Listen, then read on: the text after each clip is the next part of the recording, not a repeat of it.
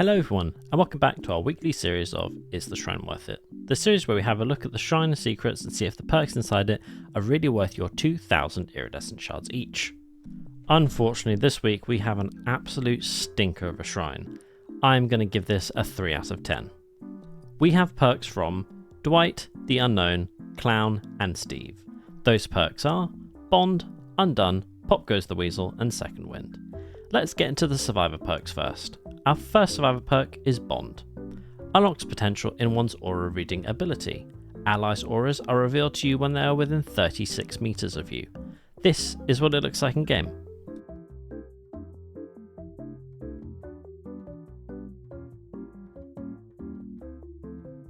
In terms of strength, I'm going to give Bond an 8 out of 10. It is a super duper strong perk.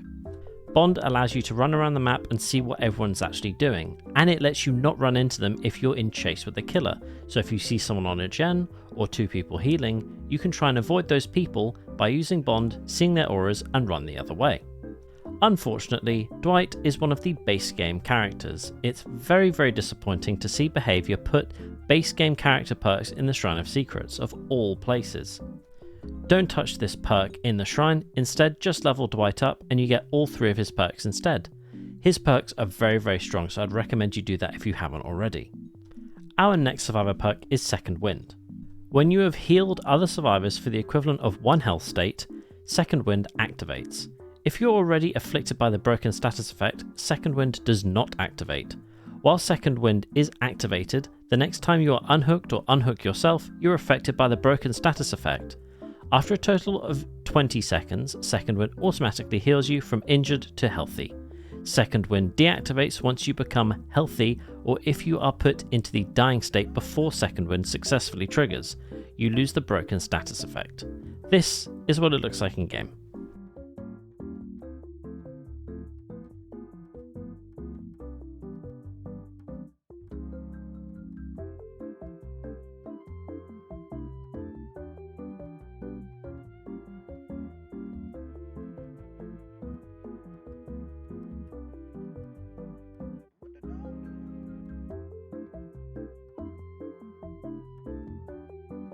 I'm going to give Second Wind a 5 out of 10 in terms of its strength.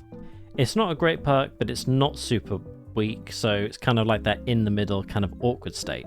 You can get loads of good value out of this perk if you're a very safe survivor and you don't get yourself tunneled. Basically all Second Wind is that it doesn't make you rely on someone else to heal you when you get off hook, but that normally happens anyway, so I don't think it's that great. Also, it probably saves you about 10 seconds of a heal. That's really all one perk slot does if you put this in it. So I wouldn't necessarily say it's really worth putting in your builds, but it's okay, I guess. It's just not anything crazy. Whether you think it's strong or weak, Second Wind is from Steve, and Steve is a licensed survivor. So that means the only other way you're going to be able to pick this up is if you buy Steve in full with real money. So 100% it's worth picking out the shrine. Let's move on to the killer perks. Our first killer perk is Pop Goes the Weasel. After hooking a survivor, the next generator you damage instantly loses 20% of its current progress. Normal generator progression applies after the damage generator action. Pop Goes the Weasel is active for 45 seconds after the survivor is hooked. This is what it looks like in game.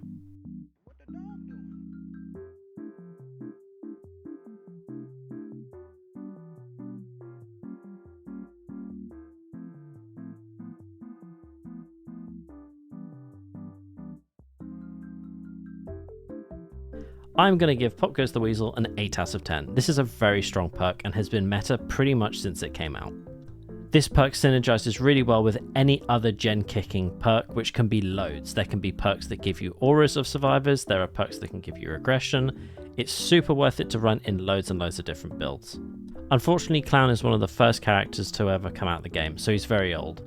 I would highly recommend, instead of buying this from the shrine, that you go and buy him. You get all 3 of his perks and you get a whole new playstyle of a character. Stay away from this perk in the shrine. Our fourth and final perk is Undone. When a survivor misses a healing or repair skill check, gain 3 tokens up to 30. When you perform the damage action on a generator, if you have any tokens, consume all of them. For each token consumed, the generator loses 1% total progress and then becomes blocked for 1 second. Then, Once the generator is unblocked, it starts regressing. This perk goes on a 60-second cooldown. This is what it looks like in game.